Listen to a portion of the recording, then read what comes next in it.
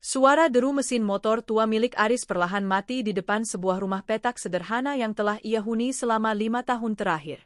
Sore itu, langit Jakarta tampak muram, tertutup awan abu-abu yang menggantung rendah, seolah-olah alam pun sedang malas untuk bersinar.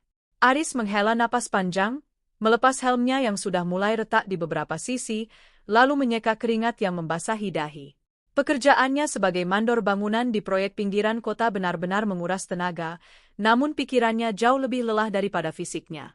Di atas meja kayu kecil di teras rumahnya, tergeletak sebuah amplop besar berwarna krem dengan tekstur premium. Amplop itu tampak sangat kontras dengan meja kayu yang permukaannya sudah mulai terkelupas. Aris terdiam sejenak. Jantungnya berdegup tidak karuan.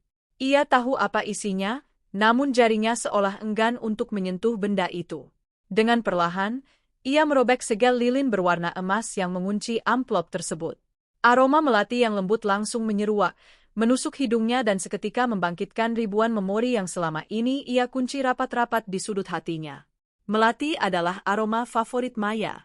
Di dalamnya, sebuah kartu undangan dengan cetakan timbul berwarna emas berkilau di bawah lampu teras yang temaram. The Wedding of Maya Shafira Aditya Pratama. Nama itu. Nama yang selama 10 tahun ini menjadi alasan Aris untuk bangun setiap pagi dan pulang paling akhir dari tempat kerja. Nama yang selalu ia sebut dalam setiap sujud panjangnya di sepertiga malam. Nama yang kini bersanding dengan nama lain yang terdengar begitu asing, namun sekaligus terasa sangat berkuasa, Aditya Pratama. Seorang anak pengusaha tekstil sukses yang, menurut desas-desus, adalah pilihan aman bagi keluarga Maya. Aris menyandarkan punggungnya pada kursi rotan yang berderit.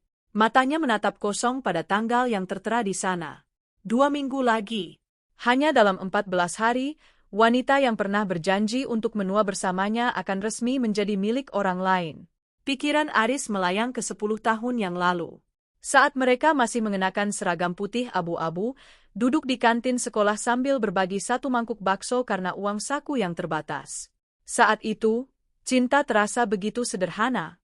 Maya akan tertawa melihat Aris yang kesulitan mengerjakan tugas matematika, dan Aris akan berjanji bahwa suatu hari nanti, ia akan membangunkan sebuah rumah besar di mana Maya tidak perlu lagi merasa kepanasan atau kehujanan. 10 tahun, bisik Aris pelan. Suaranya serak, tertelan sunyi malam yang mulai merayap. Ia teringat betapa kerasnya mereka berjuang setelah lulus kuliah. Aris memilih bekerja di lapangan, bergelut dengan semen dan debu demi mengumpulkan pundi-pundi rupiah. Sementara itu, Maya meniti karir sebagai staf administrasi di sebuah perusahaan swasta. Setiap akhir pekan, mereka akan bertemu di taman kota, membicarakan masa depan dengan penuh binar di mata. Mereka sudah melewati segalanya, mulai dari motor yang mogok di tengah hujan deras, makan mie instan di akhir bulan, hingga perdebatan kecil tentang warna cat rumah masa depan mereka. Namun, dunia orang dewasa ternyata jauh lebih kejam daripada imajinasi remaja mereka. Setahun terakhir, komunikasi mereka mulai mendingin. Bukan karena kurangnya rasa, tapi karena adanya tembok besar yang bernama restu keluarga dan standar kemapanan. Orang tua Maya mulai terang-terangan menunjukkan ketidaksukaan mereka pada Aris yang dianggap hanya buruh bangunan yang tidak punya masa depan pasti. Setiap kali Aris datang ke rumah Maya, ia selalu disambut dengan tatapan dingin dan pertanyaan-pertanyaan tajam tentang kapan ia akan membeli rumah, kapan ia akan punya mobil, dan kapan ia akan bisa menjamin hidup Maya. Aris mencoba bertahan. Ia mengambil lembur setiap hari. Ia bahkan mulai merintis bisnis mebel kecil-kecilan di waktu malamnya. Namun, kemajuan kecilnya tidak sebanding dengan kecepatan waktu yang menuntut kepastian. Hingga akhirnya, 3 bulan lalu, Maya datang menemuinya dengan mata sembab. Tanpa banyak kata, ia mengembalikan cincin perak murah yang Aris berikan sebagai tanda pengikat di tahun ke-7 mereka. Aku lelah berjuang sendirian melawan orang tuaku, Riz.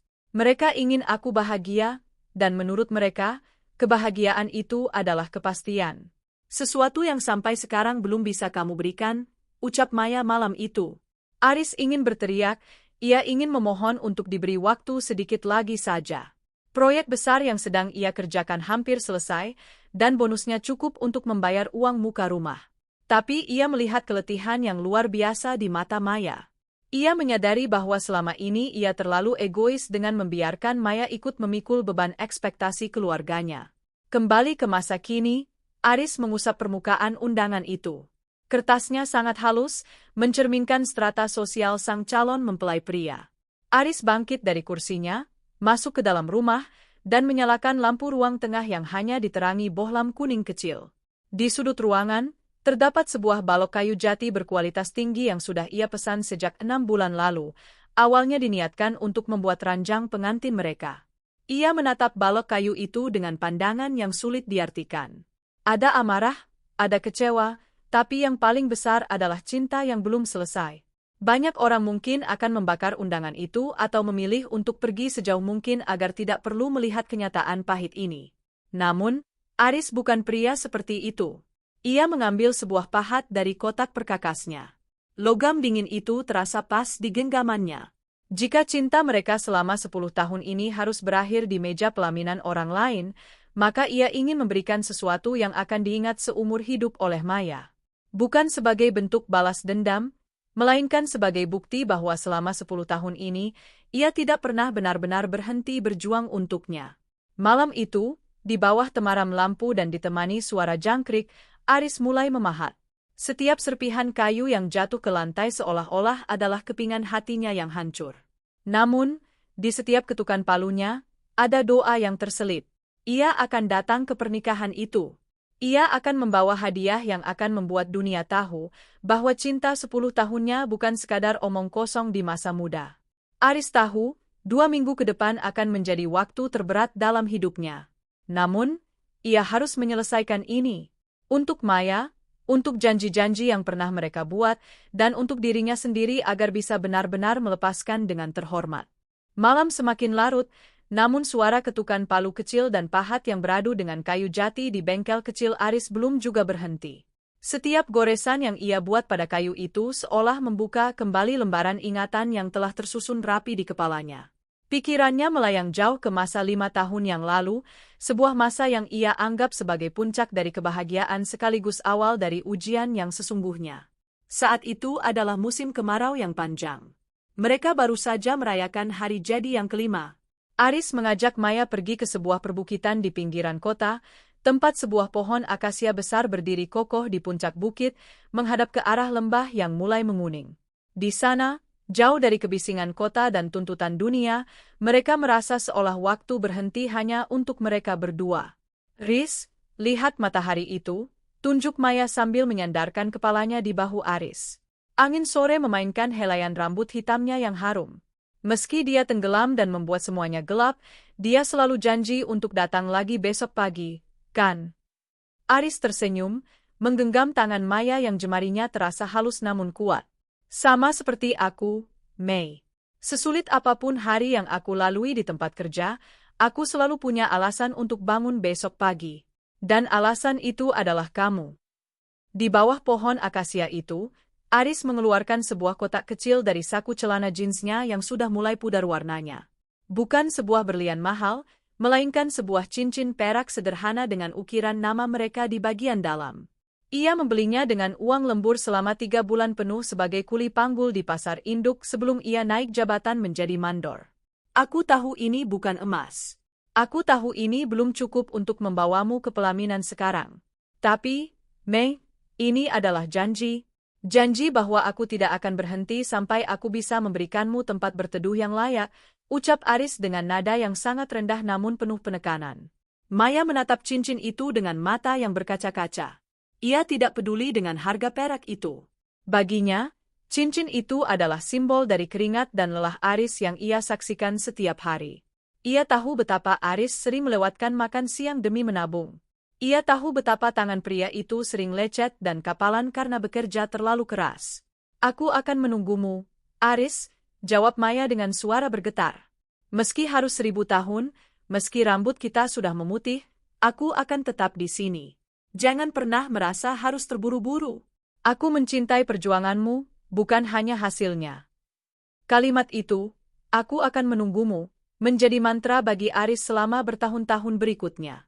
Kalimat itu yang membuatnya sanggup berdiri di bawah terik matahari jam 2 siang, mengawasi para pekerja bangunan di tengah debu semen yang menyesakkan dada. Kalimat itu pula yang membuatnya tetap sabar ketika orang-orang di sekitarnya mulai bertanya, "Kapan kalian menikah?" Atau, "Sudah 10 tahun, apa tidak bosan?" Namun, janji di bawah pohon akasia itu perlahan-lahan mulai dihantam badai realitas. Masuk ke tahun ke-7, ke-8, hingga ke-9, tekanan dari luar mulai terasa seperti air yang perlahan menenggelamkan kapal mereka. Teman-teman sebaya Maya satu persatu mulai menikah, mengunggah foto rumah baru, atau mengadakan pesta mewah. Orang tua Maya, terutama ibunya, mulai kehilangan kesabaran. "Cinta tidak bisa dimakan, Maya." Seringkali Aris mendengar kalimat itu saat ia tak sengaja menguping pembicaraan di rumah Maya. Lihat Aris, 10 tahun dia hanya bisa menjanjikan, nanti. Sampai kapan kamu mau menunggu, nanti, itu? Aris mengingat suatu malam di tahun ke-9, saat mereka duduk di sebuah kedai kopi pinggir jalan. Wajah Maya tidak lagi secerah saat di bawah pohon akasia. Ada lingkaran hitam di bawah matanya, dan ia lebih banyak diam. Aris mencoba menghiburnya dengan menceritakan rencana proyek mebel yang sedang ia rintis, namun Maya hanya menanggapi dengan senyum tipis yang terasa dipaksakan. "Riz, apakah, nanti, itu masih ada?" tanya Maya tiba-tiba. Pertanyaan itu terasa seperti hantaman beton di dada Aris. "Tentu saja ada, Mei. Aku sedang mengusahakannya. Sedikit lagi. Tabunganku sudah hampir mencapai target untuk uang muka rumah yang kita inginkan di pinggir kota," jawab Aris meyakinkan. "Tapi ibu sudah tidak bisa menunggu, Riz. Beliau sakit-sakitan, dan permintaannya hanya satu, melihat aku mapan sebelum beliau tidak ada." Kemapanan yang ibu maksud bukan hanya rencana, tapi sesuatu yang sudah tegak berdiri. Aris terdiam. Ia ingin marah, tapi kepada siapa? Kepada nasib yang tidak memberinya warisan melimpah? Atau kepada dirinya sendiri yang harus merangkak dari nol? Ia merasa seperti sedang berlomba lari dengan waktu, namun kakinya diikat oleh beban ekonomi yang berat. Puncaknya adalah ketika sosok Aditya Pratama muncul. Seorang pria yang dibawa oleh kerabat ibu Maya. Aditya adalah segalanya yang bukan Aris. Ia memiliki pendidikan tinggi, mobil mewah yang mengkilap, dan masa depan yang sudah terjamin oleh kerajaan bisnis ayahnya. Yang paling menyakitkan bagi Aris adalah melihat bagaimana keluarga Maya menyambut Aditya dengan karpet merah, sesuatu yang tidak pernah ia dapatkan selama 10 tahun mengabdi. Di bawah pohon akasia yang sama di tahun ke-10, mereka bertemu untuk terakhir kalinya sebagai sepasang kekasih. Pohon itu tidak lagi tampak romantis, melainkan terasa seperti saksi bisu dari sebuah kegagalan. Maya tidak banyak bicara, ia hanya menangis. "Aku tidak bisa lagi, Aris. Aku tidak sekuat itu untuk terus mengecewakan orang tuaku. Maafkan aku menyerah pada janjiku sendiri," isak Maya. Aris tidak menahan Maya hari itu. Ia tahu, menggenggam seseorang yang sudah tidak memiliki kekuatan untuk bertahan hanya akan melukai kedua belah pihak. Ia melepaskan tangan Maya, membiarkan wanita itu pergi menuruni bukit, meninggalkan dirinya sendiri di bawah bayangan pohon akasia yang kini terasa sangat dingin. Kini, di bengkel kayunya, Aris menatap ukiran rumah mungil yang mulai terbentuk. Ia mengusap bagian atapnya yang halus. Janji di bawah pohon akasia itu mungkin telah hancur dalam bentuk pernikahan, namun di hati Aris, janji itu bertransformasi menjadi sesuatu yang lain. Ia tidak akan datang ke pesta pernikahan itu sebagai peminta belas kasihan. Ia akan datang sebagai pria yang telah menepati janjinya, meski dengan cara yang paling menyakitkan. "Kau berjanji menungguku, Mei. Dan aku berjanji membangunkanmu rumah. Kau mungkin gagal dengan janjimu, tapi aku tidak akan membiarkan diriku gagal dengan janjiku," gumam Aris, kembali mengayunkan pahatnya dengan penuh ketelitian. Setiap serat kayu jati itu kini mengandung sisa-sisa napas dari 10 tahun masa pacaran mereka. Aris sedang tidak sekadar membuat kado. Ia sedang membangun sebuah monumen untuk cinta yang dikalahkan oleh waktu, namun dimenangkan oleh keikhlasan. Pahat di tangan Aris bergerak dengan ritme yang stabil, namun pikirannya jauh lebih bising daripada suara kayu yang terkelupas. Memasuki hari-hari menjelang hari pernikahan Maya, Aris seolah menarik diri dari peradaban. Ia mengambil cuti panjang dari proyek bangunan tempatnya bekerja, mengabaikan panggilan telepon dari mandor lain, dan memilih untuk mengurung diri di bengkel kayu kecilnya yang lembab dan berbau serbuk gergaji. Bab 3. Persiapan sang mantan.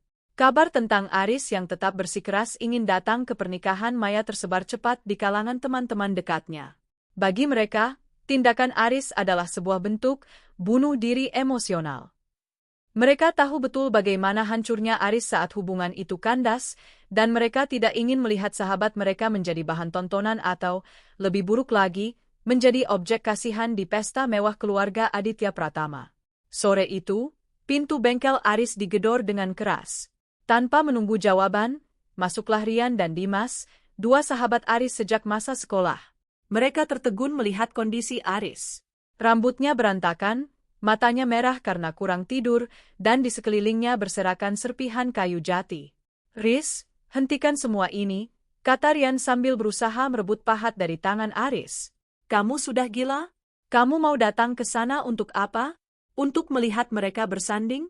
Untuk menunjukkan pada dunia betapa hancurnya kamu?" Aris tidak mendongak. Ia hanya menggeser tangannya, menghindari jangkauan Rian, dan terus menghaluskan bagian kecil yang menyerupai pilar rumah pada ukirannya. "Aku tidak akan hancur, Rian. Aku hanya ingin menyelesaikan apa yang sudah kumulai." Dimas menghela napas kasar, ia menarik sebuah kursi kayu dan duduk di depan Aris. "Kami tahu kamu mencintainya, Riz. 10 tahun itu bukan waktu yang sebentar. Tapi datang ke resepsi itu bukan menunjukkan ketangguhan. Itu hanya menyiksa dirimu sendiri.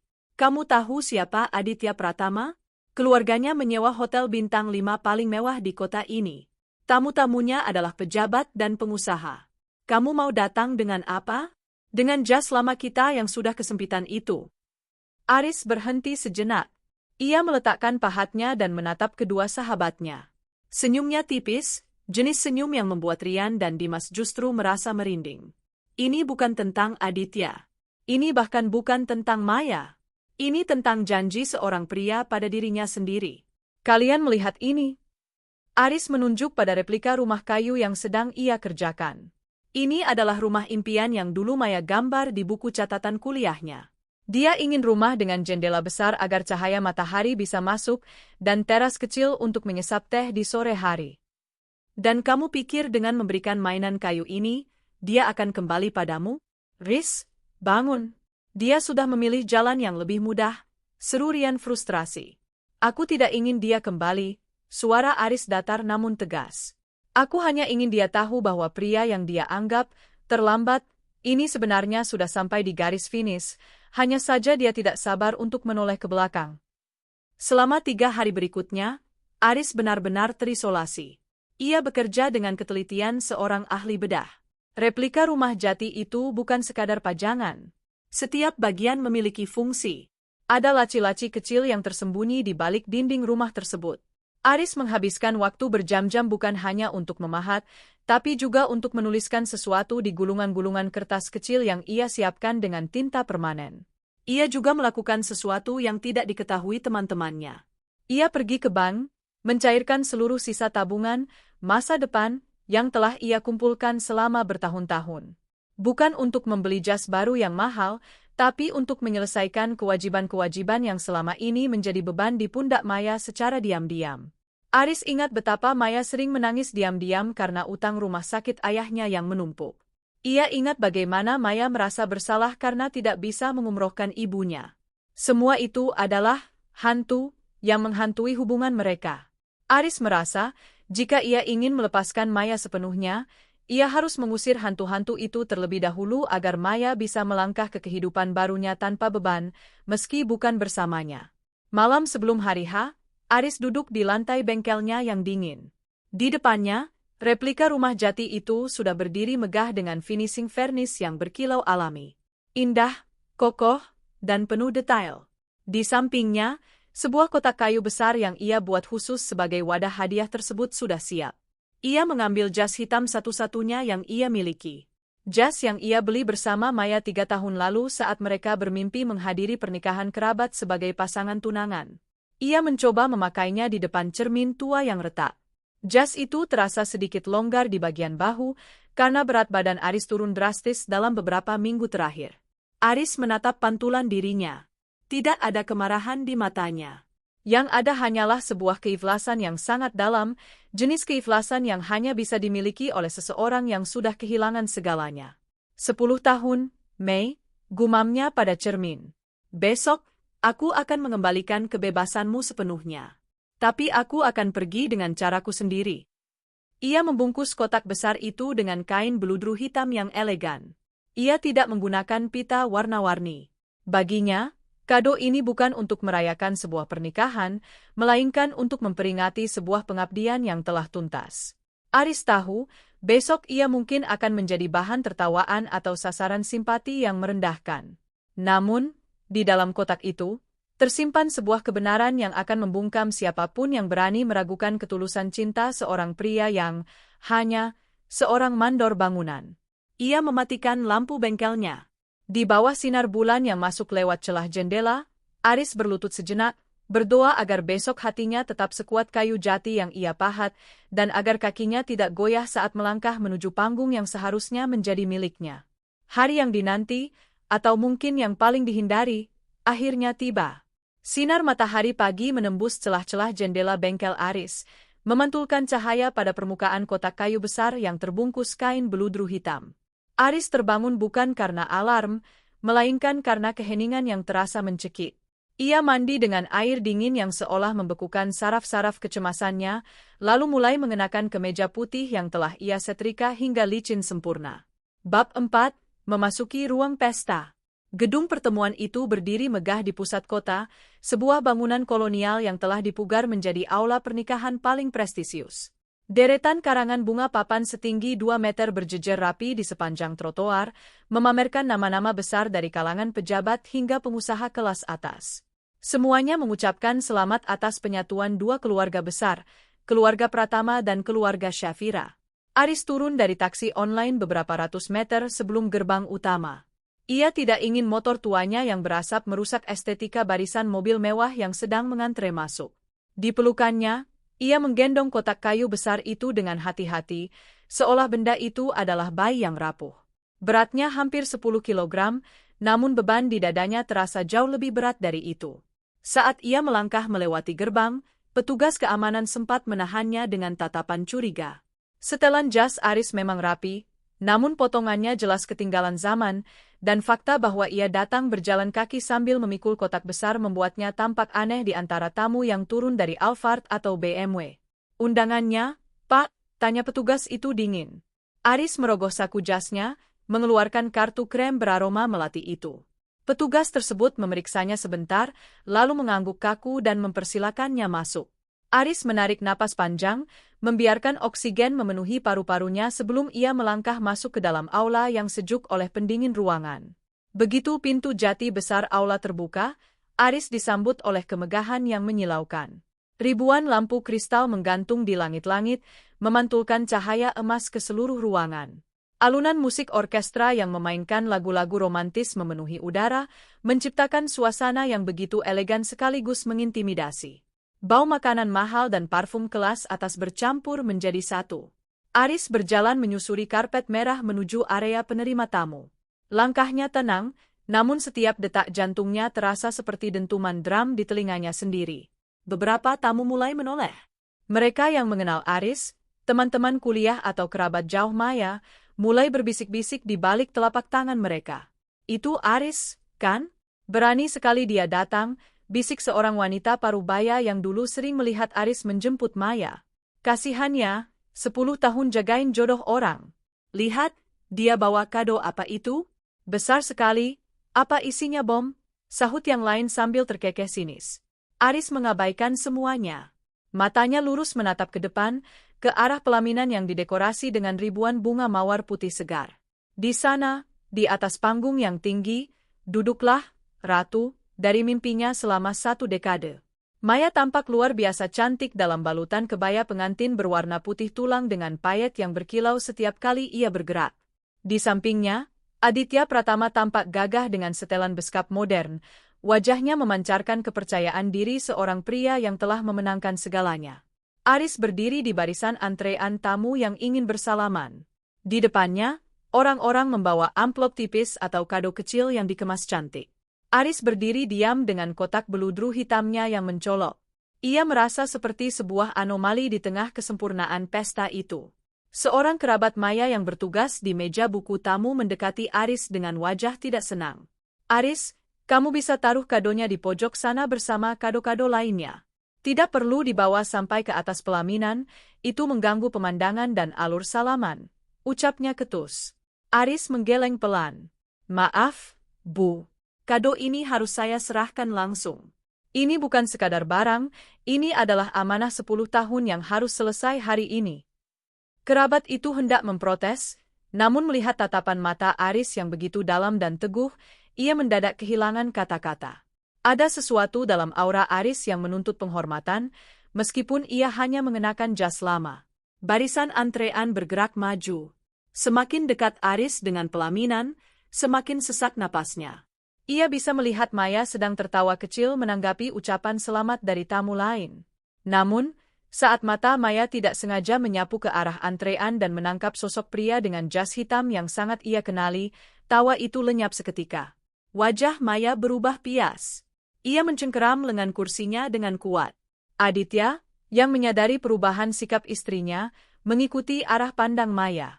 Ia melihat Aris. Aditya tidak tampak marah. Ia justru memberikan senyum kemenangan yang tipis, seolah ingin berkata, lihatlah siapa yang akhirnya memiliki dia. Aris kini berada di anak tangga pertama pelaminan. Seluruh mata di aula itu seolah tertuju padanya. Musik orkestra seakan merendah secara otomatis, memberikan panggung bagi drama yang sedang terbuka. Aris menaiki anak tangga satu persatu dengan punggung tegak. Setiap langkah adalah 1 tahun kenangan yang ia injak untuk ditinggalkan. Di puncak pelaminan, Aris berdiri tepat di hadapan kedua mempelai. Ia meletakkan kotak kayu besar itu di lantai panggung dengan dentuman pelan yang menggema. Suasana di sekitar mereka mendadak hening, seolah-olah waktu sedang menahan napasnya untuk melihat apa yang akan dilakukan oleh sang mantan kekasih yang ditinggalkan setelah 10 tahun mengabdi. Aris menatap Maya. Hanya menatap. Tidak ada air mata, tidak ada amarah. Hanya sebuah keheningan yang bicara lebih banyak daripada ribuan kata makian. Hening. Keheningan yang terjadi di atas pelaminan itu bukanlah keheningan yang damai, melainkan keheningan yang mencekik, seperti udara sebelum badai besar mengamuk. Alunan musik orkestra dari lantai bawah terdengar menjauh, seolah-olah dunia di luar panggung itu telah runtuh dan hanya menyisakan mereka bertiga dalam sebuah dimensi waktu yang membeku. Bab 5. Tatapan yang berbicara. Aris berdiri tegak, tangannya masih memegang sisi kotak kayu besar yang kini tergeletak di antara dirinya dan kedua mempelai. Jas hitamnya yang sedikit longgar tertiup angin sepo-sepo dari pendingin ruangan, namun tubuhnya kaku laksana patung jati. 10 tahun. 10 tahun kebersamaan, tawa, air mata, impian, dan perjuangan, kini mengerucut pada 1 detik ini. Di hadapannya, Maya Shafira membeku. Ia tampak seperti patung lilin yang indah namun rapuh. Riasan wajahnya yang sempurna tidak mampu menyembunyikan keterkejutan yang luar biasa. Matanya yang indah, yang dulu selalu menatap Aris dengan binar penuh cinta, kini melebar, memancarkan kombinasi rasa bersalah, ketakutan, dan kerinduan yang sangat dalam. Cengkeramannya pada buket bunga mawar putih di tangannya begitu kuat hingga buku-buku jarinya memutih, membuat beberapa kelopak bunga berguguran ke lantai pelaminan. Bagi Maya, melihat Aris di sini adalah seperti melihat hantu dari masa lalu yang belum terselesaikan. Ia mengingat setiap sudut wajah itu. Lilitan syal yang pernah ia rajut untuk Aris saat musim hujan, bekas luka kecil di dahi Aris akibat jatuh saat mencoba memperbaiki atap rumah kos Maya, dan tatapan mata yang selalu membuatnya merasa aman. Tatapan mata yang kini terasa sangat asing namun sangat familiar. Di samping Maya, Aditya Pratama mempertahankan posisinya. Pria itu cerdas. Ia tahu siapa Aris, dan ia menyadari ketegangan yang terjadi. Namun, sebagai pria yang dibesarkan dalam lingkungan bisnis yang keras, ia memilih untuk tidak menunjukkan emosinya. Ia justru menegakkan punggung, meletakkan tangannya di pinggang Maya dengan posesif, dan menatap Aris dengan tatapan menilai. Ada sedikit rasa tidak nyaman di matanya, bukan karena takut, melainkan karena ia merasa momen kesempurnaannya sedikit terusik oleh kehadiran sosok yang dianggapnya sebagai kegagalan masa lalu, istrinya. Aris tidak menatap Aditya. Fokusnya hanya pada Maya. Ia melihat air mata mulai menggenang di pelupuk mata wanita itu, siap untuk tumpah dan merusak riasan mahalnya. Aris tahu, satu kata kasar saja darinya akan membuat Maya hancur di depan ratusan tamu. Ia bisa saja berteriak menagih janji di bawah pohon akasia. Ia bisa saja memaki Aditya sebagai pencuri kebahagiaannya. Namun, Aris tidak melakukan semua itu. Ia justru melakukan sesuatu yang tidak disangka oleh siapapun, termasuk Maya. Aris menarik napas panjang, lalu perlahan, sudut-sudut bibirnya terangkat. Ia memberikan senyum tipis. Itu bukan senyum sinis, bukan pula senyum kepura-puraan yang menyakitkan.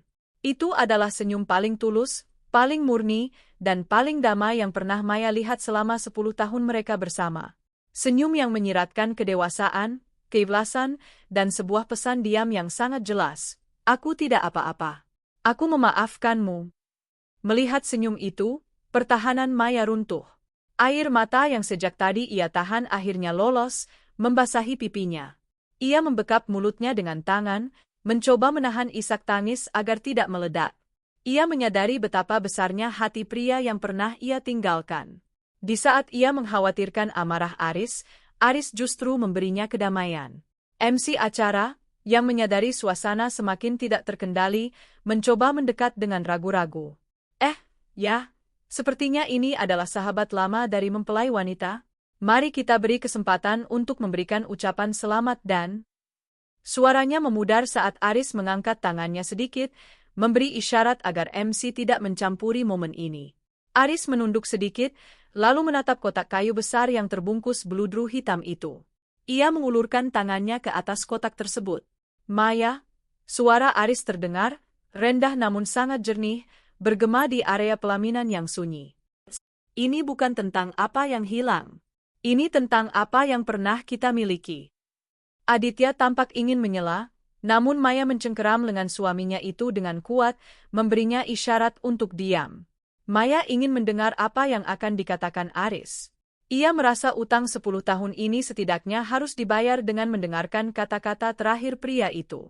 Tamu-tamu di aula, yang tadi berbisik-bisik, kini benar-benar diam. Mereka yang berdiri di kejauhan bahkan berjinjit untuk melihat apa yang terjadi di pelaminan. Ketegangan itu begitu nyata, seolah-olah mereka sedang menyaksikan puncak dari sebuah film drama. Aris mulai membuka kain beludru hitam yang membungkus kotak itu. Jari-jarinya bergerak perlahan, penuh hormat. Setiap lipatan kain yang terbuka seolah-olah melepaskan satu persatu tahun kenangan mereka. Kamu ingat, Mei? Aris berkata lagi, matanya masih terfokus pada proses membuka kotak. 1 dekade. Kita memulai semuanya dari nol. Dari sebuah mimpi sederhana di bangku sekolah, hingga perjuangan keras di dunia orang dewasa. Kita pernah berjanji untuk tidak pernah menyerah satu sama lain. Kain beludru itu akhirnya jatuh sepenuhnya ke lantai pelaminan, mengungkap sebuah kotak kayu jati murni yang dipoles sangat halus. Kayu itu berkilau alami, menunjukkan kualitas dan ketelitian pembuatannya. Di bagian atas kotak itu, terdapat ukiran rumit yang membentuk sepasang burung merpati yang sedang terbang bersama, mengelilingi sebuah logo kecil bertuliskan angka 10. Aku di sini bukan untuk merusak hari bahagiamu, Maya. Aku di sini untuk menyelesaikan bagianku. Untuk memberikan apa yang seharusnya aku berikan padamu, lanjut Aris, suaranya sedikit bergetar, namun matanya tetap kering. Ia meletakkan tangannya di atas penutup kotak kayu tersebut, siap untuk membukanya. Maya menahan napas. Ia tidak tahu apa yang ada di dalamnya, namun ia merasakan bahwa apapun isi kotak itu akan mengubah segalanya. Itu bukan sekadar kado pernikahan. Itu adalah representasi dari 10 tahun hidup yang pernah mereka bagi.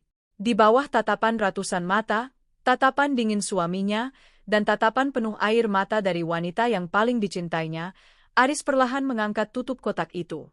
Tutup kotak kayu itu terangkat perlahan, mengeluarkan suara gesekan kayu jati yang halus dan berwibawa.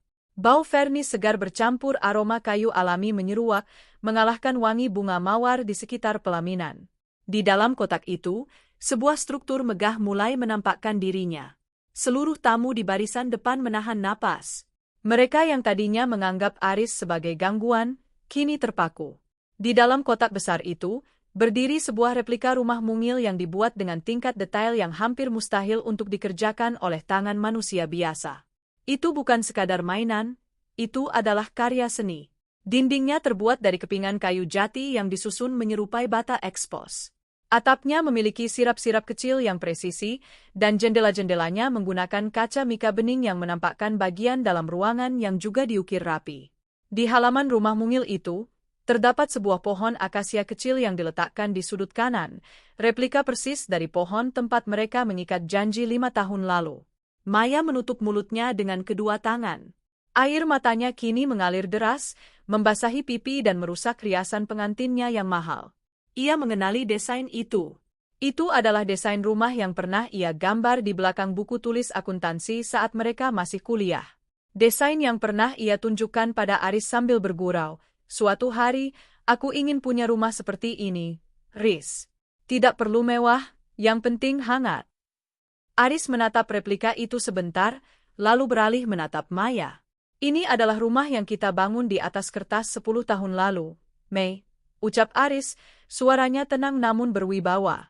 "Aku butuh waktu lama untuk mewujudkannya dalam bentuk ini. Maaf jika aku terlambat sedikit." Aditya, yang berdiri di samping Maya, tampak mulai gelisah. Ia bisa merasakan aura kekuasaan yang terpancar dari hadiah itu, bukan kekuasaan uang, melainkan kekuasaan ketulusan yang tidak bisa ia beli dengan seluruh harta ayahnya. Ia berdeham, mencoba menginterupsi. "Terima kasih atas kadonya, Aris. Ini unik. Kami akan menyimpannya." Namun Aris seolah tidak mendengar ucapan Aditya. Ia justru melangkah satu langkah lebih dekat ke arah Maya. "Ada satu hal lagi, Maya.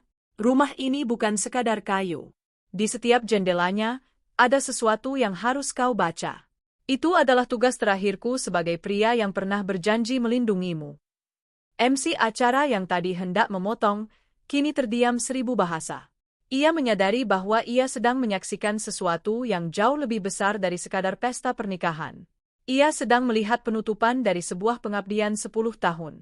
Aris mengambil sebuah remote kecil dari saku jasnya, menekannya, dan seketika lampu-lampu LED kecil di dalam rumah mungil itu menyala. Cahaya kuning yang hangat memancar dari jendela-jendela replika tersebut, menciptakan suasana magis di atas pelaminan yang mewah. Cahaya itu memantul di mata Maya yang basah, membuatnya tampak seperti sedang melihat mimpi yang menjadi nyata di waktu yang salah. "Aku datang bukan untuk memintamu kembali," lanjut Aris, kini suaranya terdengar sedikit parau namun tetap tegar. "Aku datang untuk menyerahkan kunci dari masa lalumu, agar kau bisa masuk ke masa depanmu tanpa membawa beban apapun lagi dariku." Para tamu undangan di bawah mulai terisak. Beberapa ibu-ibu menyeka air mata dengan tisu. Mereka bisa merasakan beratnya setiap kata yang diucapkan Aris. Pria ini tidak membawa kemarahan, ia membawa penutupan yang paling terhormat yang pernah mereka saksikan. Aris kemudian mengulurkan tangannya, bukan untuk bersalaman, melainkan untuk menunjuk pada gulungan-gulungan kertas kecil yang terselip di sela-sela jendela rumah kayu itu. "Bukalah, Mei, saat kau punya waktu nanti. Tapi satu hal yang perlu kau tahu."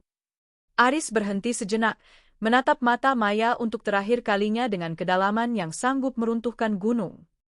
"Selama 10 tahun ini, setiap peluhku, setiap lemburku, dan setiap doaku, semuanya adalah untukmu. Dan hari ini, aku meresmikan bahwa tugasku telah usai."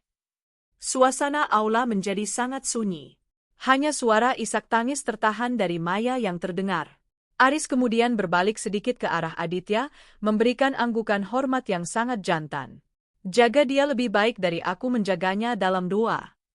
Setelah mengucapkan itu, Aris melepaskan pegangannya pada kotak kayu tersebut. Ia berdiri tegak, membetulkan jas hitamnya yang sudah mulai usang, lalu bersiap untuk turun dari pelaminan. Namun, sebelum ia melangkah, ia melihat ayah dan ibu Maya yang berdiri di sisi panggung. Wajah mereka yang tadinya penuh keangkuhan, kini menunduk lesu, tak berani menatap mata Aris. Mereka baru menyadari bahwa pria yang mereka rendahkan selama 10 tahun ini adalah pria yang memiliki hati seluas samudera. Aris tidak mempedulikan mereka. Ia mulai menuruni anak tangga pelaminan satu persatu. Setiap langkahnya terasa lebih ringan, seolah-olah beban 10 tahun itu telah tertinggal di dalam kotak kayu di atas sana. Maya ingin mengejar, ingin meneriakkan nama Aris, namun kakinya terasa terpaku pada lantai pelaminan yang dilapisi kain beludru merah. Ia hanya bisa menatap punggung Aris yang semakin menjauh, menyadari bahwa ia baru saja kehilangan pria paling tulus dalam hidupnya demi sebuah kepastian yang mungkin tidak akan pernah sehangat cinta Aris. Suasana di atas pelaminan itu benar-benar pecah. Maya tidak lagi memedulikan tatapan ratusan tamu atau teguran halus dari ibunya yang berdiri di sudut panggung. Dengan tangan yang gemetar hebat, ia berlutut di depan kotak kayu itu, mengabaikan gaun pengantin mewahnya yang menyapu lantai. Aris sudah berada di anak tangga terakhir pelaminan saat Maya menyentuh miniatur rumah jati itu. Jari-jarinya menelusuri ukiran halus di bagian atap, lalu perlahan ia menarik sebuah gulungan kertas kecil yang terselip di jendela kamar utama. Gulungan itu diikat dengan benang emas tipis. Dengan napas yang tersengal karena isak tangis, Maya membuka gulungan itu.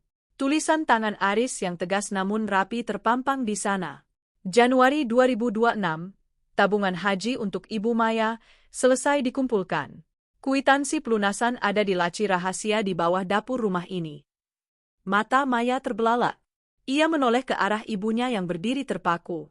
Ibunya, yang selama ini selalu menghina Aris sebagai pria yang tidak punya masa depan, kini menutup mulut dengan tangan, air mata mulai membasahi keriput di wajahnya.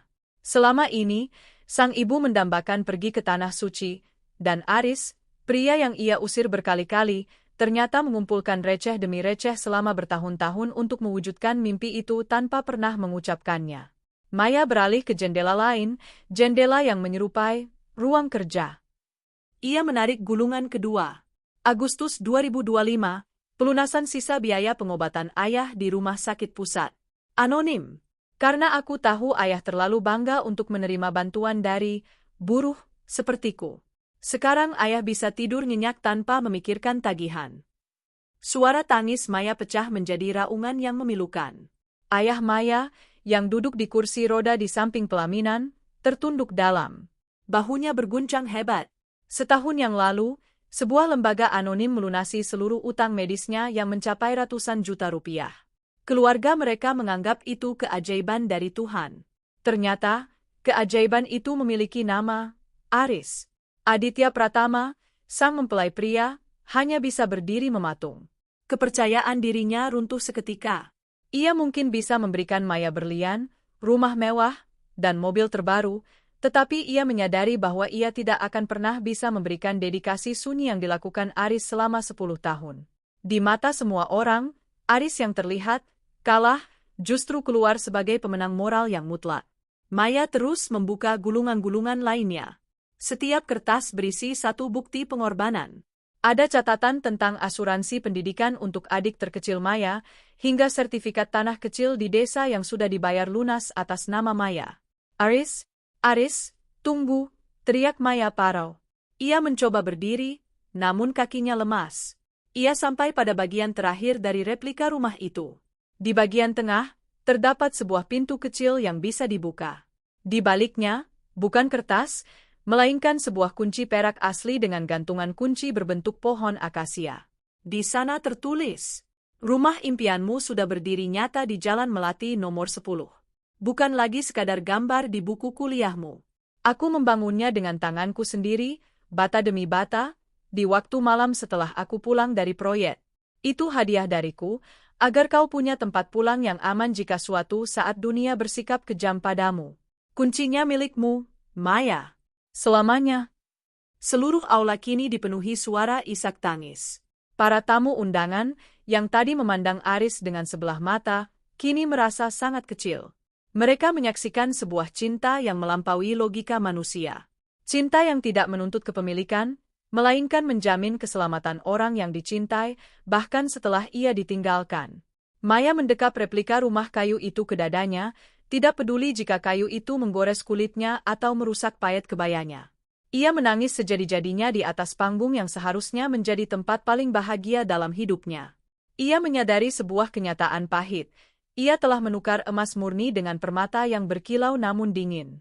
Di kejauhan, Dekat pintu keluar, Aris sempat berhenti sejenak. Ia mendengar tangisan Maya yang memanggil namanya. Bahunya sempat bergetar, menandakan pertahanannya hampir runtuh. Namun, ia tidak menoleh. Ia tahu bahwa menoleh hanya akan membuat luka mereka berdua semakin menganga. Aris menarik napas dalam, mengusap setetes air mata yang akhirnya lolos di sudut matanya, lalu melangkah keluar menuju kegelapan malam. Ia telah menyelesaikan 10 tahunnya. Ia telah menyerahkan rumahnya. Dan kini, ia berjalan pulang ke kesunyian dengan hati yang hancur namun jiwa yang telah merdeka. Suasana di dalam aula yang tadinya kaku oleh protokol pernikahan mewah, kini berubah menjadi ruang duka bagi penyesalan. Isak tangis Maya yang memilukan bergema melalui mikrofon yang masih menyala, membuat bulu kuduk para tamu merinding. Di atas panggung, ia tidak lagi tampak seperti pengantin yang beruntung. Ia tampak seperti seorang wanita yang baru saja menyadari bahwa ia telah membuang harta karun paling berharga dalam hidupnya. Aditya Pratama berdiri terpaku di samping istrinya. Tangannya yang tadi merangkul posesif kini menggantung lemas di sisi tubuhnya. Sebagai seorang pengusaha, ia terbiasa mengukur segala sesuatu dengan angka dan aset. Namun, apa yang baru saja disodorkan Aris tidak bisa dikonversi ke dalam mata uang manapun. Itu adalah mata uang pengorbanan, sesuatu yang tidak dimiliki Aditya di dalam brankasnya. Maya masih memeluk replika rumah kayu itu dengan erat. Jemarinya yang gemetar menemukan sebuah tuas kecil yang tersembunyi di bawah ukiran pohon akasia. Dengan sisa tenaganya, ia menekan tuas itu. Klik! Sebuah laci rahasia di bagian dasar rumah kayu tersebut terbuka perlahan. Di dalamnya, tumpukan kertas kusam dan foto-foto lama tersusun rapi. Maya mengambil tumpukan pertama. Itu adalah potongan-potongan slip gaji Aris selama 5 tahun terakhir. Di setiap slip gaji itu, ada coretan tangan Aris yang mencatat pembagian uang. 70% tabungan rumah Maya, 20% kebutuhan Maya keluarga, 10% makan Aris. Maya terisak lebih keras. Selama ini, ia sering mengeluh karena Aris jarang mengajaknya makan di restoran mewah atau membelikannya tas bermerek. Ia menganggap Aris pelit atau tidak progresif. Ternyata, pria itu sedang kelaparan demi memastikan ibu Maya bisa berangkat haji dan ayah Maya bisa sembuh dari sakitnya. Aris mengonsumsi mie instan setiap malam di rumah petaknya agar Maya bisa memiliki dinding bata yang kokoh suatu hari nanti. Dia melakukan ini semua sendirian, bisik ibu Maya yang kini sudah merosot duduk di kursi di belakang pelaminan. Wajah angkuhnya luntur, digantikan oleh rasa malu yang teramat dalam. Ia teringat betapa seringnya ia membandingkan Aris dengan Aditya di depan wajah Aris langsung. Ia teringat kata-katanya, Aris, cinta tidak bisa membayar tagihan rumah sakit. Ternyata, cinta Arislah yang melunasinya tanpa suara.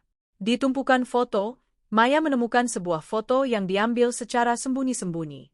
Foto itu menunjukkan Aris yang sedang tertidur kelelahan di tumpukan semen di sebuah proyek bangunan, dengan tangan yang terbalut perban karena luka bakar semen. Di balik foto itu tertulis, sedikit lagi, Mei. Atap rumahmu hampir selesai. Aku tidak lelah, karena aku membayangkan senyummu saat melihat dapur impianmu nanti. Setiap tamu yang berada cukup dekat untuk melihat isi laci itu ikut tertunduk. Keheningan di aula itu terasa begitu berat, seolah-olah oksigen telah habis dihisap oleh rasa bersalah yang kolektif. Para sosialita yang tadi menertawakan jas usang Aris kini menyembunyikan wajah mereka di balik kipas mahal. Aditya? Maya menoleh ke arah suaminya dengan mata yang merah dan bengkak. Dia membangun rumah itu, bukan hanya replika ini. Dia membangun rumah sungguhan untukku. Selama 10 tahun, dia tidak pernah berhenti sedetik pun untuk memperjuangkanku. Dan aku menyerah hanya karena aku tidak sabar. Aditya tidak bisa menjawab. Apa yang bisa ia katakan? Ia memenangkan kontrak pernikahan ini, tapi ia kalah dalam perang ketulusan. Ia menyadari bahwa di hati Maya, mulai detik ini, akan selalu ada ruang kosong yang berbentuk rumah jati yang dibuat Aris. Ayah Maya, dengan napas yang tersengal, meminta ajudannya untuk mendorong kursi rodanya mendekat ke replika itu. Ia menyentuh kayu jati yang dingin namun terasa hangat oleh dedikasi. Aku salah, Aris, gumam sang ayah dengan suara yang hanya bisa didengar oleh orang-orang di atas panggung. Aku mencari menantu yang kaya raya, tapi aku membuang seorang pria yang memiliki jiwa seorang raja. Di sudut aula, teman-teman Aris, Rian dan Dimas berdiri dengan mata berkaca-kaca. Mereka yang tadinya melarang Aris datang, kini mengerti. Aris tidak datang untuk menghancurkan pernikahan Maya. Ia datang untuk membersihkan namanya sendiri dengan cara yang paling elegan. Ia membuktikan bahwa kemiskinan harta tidak berarti kemiskinan cinta. Maya mengambil kunci perak dari dalam kotak. Kunci itu terasa berat di telapak tangannya. Kunci menuju rumah di Jalan Melati nomor 10. Rumah yang dibangun dengan keringat, darah, dan air mata seorang pria yang kini berjalan sendirian di tengah kota. Pesta itu belum berakhir secara formal, namun ruhnya sudah pergi. Cahaya lampu kristal terasa redup. Musik orkestra yang mencoba bermain kembali terdengar hambar dan mengganggu. Semua orang di ruangan itu tahu bahwa meskipun pesta ini menelan biaya miliaran rupiah, pemenang sesungguhnya dari malam ini adalah pria yang pergi membawa kotak kosong di hatinya, namun meninggalkan warisan ketulusan yang tak akan pernah dilupakan oleh siapapun yang hadir di sana. Suasana di dalam aula yang megah itu kini tak ubahnya seperti sebuah pemakaman bagi harga diri keluarga besar yang hadir. Tidak ada lagi tawa basa-basi, tidak ada lagi denting gelas sampanye yang beradu. Yang tersisa hanyalah isak tangis Maya yang semakin menyayat hati, memecah keheningan yang menyesakkan. Maya masih berlutut di lantai pelaminan, mengabaikan segala protokol kebangsawanan yang sedari tadi dijunjung tinggi oleh keluarga suaminya. Ia memegang gulungan kertas terakhir yang ia temukan di sudut paling gelap dari replika rumah itu. Kertas itu tampak agak kusam, dengan bekas tetesan air yang sudah mengering, seolah-olah Aris menulisnya sambil menahan tangis. Januari 2026. Hari ini aku melihatmu dari kejauhan di butik pengantin. Kamu tampak sangat cantik dengan gaun itu, Mei. Hatiku hancur, tapi aku tersenyum karena akhirnya kamu mendapatkan apa yang kamu mau, kepastian. Aku pulang ke rumah kita di Jalan Melati, memasang keramik terakhir di dapur, lalu duduk di sana sendirian. Aku membayangkan kamu sedang memasak, dan aku menunggumu pulang. Rumah ini sudah siap, Mei. Meski penghuninya bukan aku. Tangis Maya pecah menjadi raungan yang tak terbendung. Ia memukul-mukul dadanya sendiri, merasakan sesak yang teramat sangat. Aku bodoh. Aku wanita paling bodoh di dunia, teriaknya tanpa memedulikan tatapan ratusan pasang mata. Para tamu undangan, yang tadinya datang untuk berpesta, kini banyak yang tertunduk lesu. Beberapa wanita sosialita yang tadinya sibuk memamerkan perhiasan, kini menyeka air mata mereka dengan sapu tangan sutra. Mereka menyadari bahwa di balik kemewahan pesta bernilai miliaran ini, ada sebuah pengabdian 10 tahun yang telah diinjak-injak oleh ego dan tuntutan materi. Ibu Maya, yang selama 10 tahun ini menjadi tembok penghalang terbesar bagi Aris, kini tampak seperti orang yang kehilangan nyawa. Ia mendekati replika rumah itu, menyentuh ukiran jendela, kamar ibu, yang ternyata berisi sertifikat asuransi kesehatan seumur hidup untuk dirinya. Aris, maafkan ibu, nak, bisik sang ibu pelan. Suaranya tenggelam dalam penyesalan yang terlambat. Ia menyadari bahwa selama ini ia telah mengusir seorang malaikat pelindung hanya karena pria itu tidak datang membawa mobil mewah, melainkan membawa komitmen yang tak tergoyahkan. Ayah Maya, yang duduk di kursi roda, memberikan isyarat kepada ajudannya untuk mendekat. Cari Aris, perintahnya dengan suara serak yang penuh wibawa namun bergetar. Bawa dia kembali ke sini. Aku harus bersujud di depannya. Namun, di sudut aula, Rian, sahabat Aris, melangkah maju ke arah pelaminan. Wajahnya merah karena menahan amarah sekaligus kesedihan. Tidak perlu mencari dia, Pak, ucap Rian lantang, suaranya menggema di seluruh aula. Aris sudah pergi. Dia sudah memberikan segalanya. 10 tahun hidupnya, setiap tetes keringatnya, bahkan martabatnya, dia tinggalkan di kota kayu ini. Rian menatap Maya dengan tatapan tajam. Kamu tahu, Maya? Minggu lalu Aris pingsan di proyek karena dia tidak makan selama 2 hari. Dia bilang dia harus menghemat uang untuk membeli lampu kristal kecil yang kamu inginkan untuk ruang tamu di rumah Jalan Melati. Dia bekerja seperti budak agar kamu bisa jadi ratu, meski dia tahu mahkotamu akan diberikan oleh pria lain. Kata-kata Rian seperti sembilu yang menyayat luka di hati Maya. Ia menatap kunci perak di tangannya. Kunci itu terasa membakar kulitnya. Ia melihat ke arah Aditya, suaminya, yang kini tampak sangat kecil dan tak berarti di matanya. Kekayaan Aditya terasa hambar, jabatan Aditya terasa kosong. Semuanya tidak sebanding dengan satu bata yang diletakkan Aris dengan penuh cinta di rumah mereka. Aditya Pratama sendiri hanya bisa mematung. Ia adalah pria yang terbiasa menang dalam persaingan bisnis, namun malam ini, ia merasa seperti pecundang paling hina. Ia menyadari bahwa ia hanya memenangkan raga maya, sementara jiwa dan sejarah wanita itu telah dipahat abadi oleh Aris di dalam serat-serat kayu jati itu. "Hentikan musiknya," teriak Maya kepada operator. "Hentikan semua kepura-puraan ini." Musik orkestra berhenti seketika. Aula itu menjadi senyap, hanya menyisakan suara sesenggukan dari para tamu. Di tengah aula yang megah itu, sebuah pernikahan yang seharusnya menjadi simbol kebahagiaan, berubah menjadi monumen penyesalan. Maya berdiri dengan susah payah, ia melepaskan tiara berlian dari kepalanya dan meletakkannya di samping replika rumah kayu itu. Ia seolah ingin mengatakan bahwa berlian itu tidak ada harganya dibandingkan dengan kayu jati buatan Aris. Ia menatap pintu keluar aula, tempat Aris menghilang beberapa menit lalu. Ia ingin lari, ia ingin mengejar, namun ia tahu bahwa ada garis yang tidak bisa lagi ia seberangi. 10 tahun itu telah tuntas. Aris telah membayar janjinya dengan tunai, sementara Maya harus menanggung hutang rasa bersalah sepanjang sisa hidupnya. Di malam yang seharusnya menjadi malam pertamanya sebagai seorang istri, Maya justru merasa menjadi janda dari sebuah cinta yang paling suci. Gerimis mulai turun membasahi aspal di luar gedung, menciptakan aroma tanah yang basah.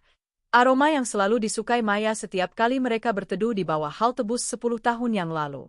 Di dalam aula, waktu seolah berhenti. Pesta itu secara teknis masih berlangsung, namun jiwanya telah pergi mengikuti langkah kaki pria yang baru saja menutup babak terpanjang dalam hidupnya. Aris berjalan menembus rintik hujan tanpa payung. Jas hitamnya perlahan lembab, namun ia tidak mempercepat langkahnya. Ia merasa ringan. Beban 10 tahun yang selama ini menghimpit pundaknya, janji untuk membahagiakan Maya, ambisi untuk membuktikan diri pada orang tuanya, dan rasa bersalah karena belum mapan, semuanya telah ia letakkan di atas pelaminan tadi. Ia berhenti di sebuah jembatan penyeberangan, menatap lampu-lampu kota yang berpendar di bawah rintik hujan. Di sakunya, ia meraba sebuah benda kecil. Itu adalah foto box pertama mereka di masa SMA yang sudah pudar warnanya. Aris menatap foto itu sebentar, tersenyum pada wajah remaja mereka yang polos, lalu perlahan merobeknya menjadi serpihan kecil dan membiarkannya terbang terbawa angin malam. "Sudah selesai, Mei," bisiknya pada kegelapan. "Aku sudah membangunkanmu rumah. Sekarang, tugasku adalah membangun hidupku sendiri." Sementara itu, di dalam aula, suasana benar-benar berubah. Maya berdiri dengan tatapan kosong, memegang kunci perak rumah di Jalan Melati. Ia menoleh ke arah Aditya, suaminya. Pria itu tampak ingin mengatakan sesuatu, mungkin kata-kata penghiburan atau pembelaan, namun Aditya hanya bisa terdiam. Ia menyadari bahwa malam ini, ia bukan lagi tokoh utama di hati istrinya. Maya melangkah turun dari pelaminan. Ia tidak peduli pada kerumunan tamu yang menatapnya dengan iba. Ia menghampiri orang tuanya. Ibunya masih menangis sesenggukan, sementara ayahnya hanya bisa memegang tangan Maya dengan erat. "Bu, ayah?" Suara Maya terdengar parau namun tegas. "Kalian mendapatkan apa yang kalian mau.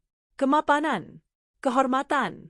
Tapi kalian harus tahu, pria yang kalian anggap bukan siapa-siapa, itu adalah satu-satunya orang yang benar-benar mencintai keluarga ini tanpa syarat. Dia melunasi utang ayah bukan untuk pamer, tapi karena dia tidak ingin aku melihat ayah menderita." Ibunya hanya bisa menunduk, tak mampu mengeluarkan sepatah kata pun. Penyesalan itu seperti racun yang merayap pelan di hatinya. Maya kemudian kembali ke arah replika rumah kayu itu. Ia mengambilnya dengan hati-hati, memeluknya seolah itu adalah benda paling suci di dunia. Ia menatap Aditya. "Aku akan tetap menjalankan kewajibanku sebagai istrimu, Aditya. Tapi jangan pernah minta aku untuk melupakan malam ini. Karena malam ini, aku baru sadar bahwa aku telah kehilangan emas demi segenggam perunggu." Aditya hanya mengangguk lemah. Ia tahu, pernikahannya akan menjadi sebuah rumah yang megah namun dingin, karena separuh dari jiwa istrinya tertinggal di tangan seorang mandor bangunan yang kini entah di mana. Beberapa bulan berlalu. Aris tidak pernah muncul lagi. Ia pindah keluar kota, memulai bisnis mebelnya sendiri dengan sisa semangat yang ia miliki. Ia tidak lagi bekerja untuk membuktikan diri pada orang lain, melainkan untuk kedamaian jiwanya sendiri. Kabarnya, bisnisnya berkembang pesat karena setiap karyanya memiliki jiwa dan ketelitian yang luar biasa, hasil dari latihan bertahun-tahun memahat cinta yang tak sampai. Di Jalan Melati nomor 10, rumah jati itu berdiri dengan gagah. Maya sering datang ke sana sendirian di sore hari. Ia tidak menempatinya, namun ia merawatnya.